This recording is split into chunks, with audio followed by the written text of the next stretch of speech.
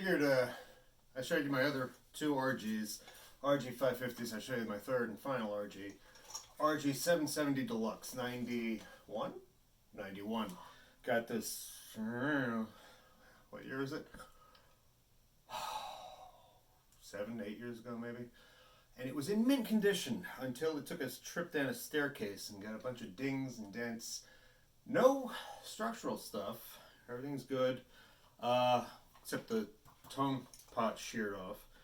A lot of dents and dings, but que sera, sera. I never really cared about that. I love this thing. This is great. The reason I love this is I love the stupid inlays, the shark tooth inlays, but I also like the maple board. I got the shark tooth inlay tattoo because I'm a schmuck. I think it's great. I love the color, the blue, with the matching blue pickups, the clear pick card, the whole thing. And these pickups, the stock pickups are great. These are DiMarzio IBZ USAs, F4 at the neck, C3 in the middle, F2 at the bridge. And they're sort of, the neck one's sort of like a PAF Pro DiMarzio. The middle one's sort of like the FS1, sort of a, not high output, but a single coil that works well with humbuckers. And the bridge is, it doesn't have the bottom end and oomph of a tone zone, but it's similar, but like less so. Less bass, less output, but it's similar, and it's very nice. Awesome. So I figure I don't really use the tone control much. Well, I do, but you know, que sera, sera. I said that twice in 2 minutes. Otherwise, you know, it's the same thing as the other 550, the other RGs, the 550s, except does also come stock with the what do they call it, Cosmo Black hardware, which I always like too, where it's like sort of a I don't know, brushed black nickel or something. I don't know what you call it. I always like the way it looks. It's not black, it's not chrome, it's not nickel, but it's more black than anything else. It just looks great. Same thing, same thin wizard neck, which is a little thin for my taste, but still, what are you going to do? It's a great package. The fretboard radius is pretty flat, but you know, I'd rather too flat as opposed to too rounded.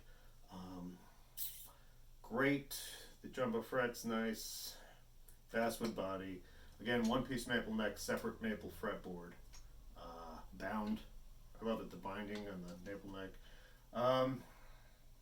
And it's great. You know, it's just, I love this thing. Another guitar, similar to one I already showed you. I showed you that Kramer, old Kramer, good God. This one is another old Kramer, Kramer Focus F1000, made in Japan by ESP, basically. 84, 5? Not sure if it's 84 or 85, but ballpark. This one, maple neck, again, single piece, including this crazy headstock, all one piece. Very, very nice. Nice piece of maple. Beautiful rosewood board. And this body weighs a lot more than the other ones. I'm assuming it's like a soft maple, which I know they did a lot with George Lynch at the time. It was either like alder for the Van Halens and maple for the George Lynch. But it's great. It's this one has a Duncan 59 at the bridge, which I love. Great, you know, low output, vintage style humbucker. Floyd Rose, down only with the EVHD tuna, and you know, just awesome. What is this hardware? Yeah, Schaller tuners, and of course the Floyd Rose is Floyd Rose label, but Schaller makes them in Germany. I think I'm pronouncing that right. I might be wrong. This neck I love. This is like the old ESP, what do they call it, thin U neck, and the old Fender 62 reissue necks, which I don't know if they're still the same, but I'm talking about, you know, was it like 82 to 97? The 57 reissues and 62 reissues had the same neck profile, and it was really great. This is, I think, a 12-inch radius on the board. The frets aren't huge. They're nice. They're sort of vintagey feeling.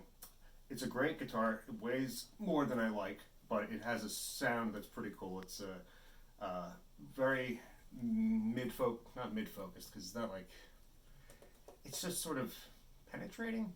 I don't know. It's a good sound. It's a good sound that fits really well in any context, and it's a pretty nuts, pretty cool. Like this one a lot. Again, it's kind of heavy. One that's not too heavy that I really like is this Gretsch. My wife got this for me. This is an '02 that I guess she got in '03. And it is really, really great. Made in Japan. 6120, which I believe this one was called like a 6120 1960. Supposed to be, 60 reissue. I'm pretty sure, at least, for the most part, they were the same from 58, 59, 60. I don't know if the bracing may have changed on the inside, but for the most part, I think they were the same. The scale length is shorter than I usually use. It's about 24.6, I think. Got the 0 fret, which I like. I don't know. For some reason, I think it's great. It's sort of, you're not getting the tone from the nut, you're getting it from the fret, so it sort of sounds like all the other ones. Sort of splitting hairs with that sort of thing. The Flame Maple headstock, like that. The Filtertrons, these are the stock ones. Everything's stock on this one. I was going to be like, go change everything, change the bridge, change the pickups, change the tuners. And I still haven't gotten around to it. And, I probably never will, because it works really well as it is stock. I really like it, the Crazy Bigsby, and it's great. Nothing sounds like this. This is really not in tune. It is not in tune. Wow. But it is great. I do love this thing. It's, there's nothing sounds like a Gretsch. It's really unique, that is different from any other guitar. And love it.